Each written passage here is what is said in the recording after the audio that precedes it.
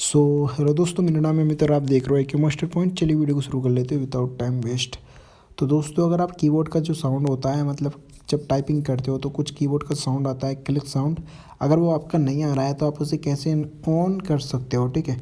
Simply आपको mobile की setting open करनी है। सेटिंग ओपन करने के बाद आप अगर कीबोर्ड सेटिंग आप ढूंढते हो, कहीं भी जनरल पे जाओगे, यहाँ पर कीबोर्ड पे जाओगे तो यहाँ पर आपको साउंड का कहीं भी ऑप्शन देखने को नहीं मिलता है। तो सिंपली आपको करना है, बैक करना है। बैक करने के बाद आपको यहाँ पर साउंड एंड हैबिट्स का एक ऑप्शन मिलेगा, सिंपली साउंड पर क्लिक करना है। एंड यहाँ पर आपको कीबोर्ड क्लिक का एक ऑप्शन मिलेगा, सिंपली क्या करना है, इसे इनेबल कर दीजिए। इसके बाद आपका जो कीबोर्ड का साउंड होगा ना, वो आना काम कर देगा, ठीक है। वीडियो पसंद आए तो वीडियो को लाइक कर दीजिए।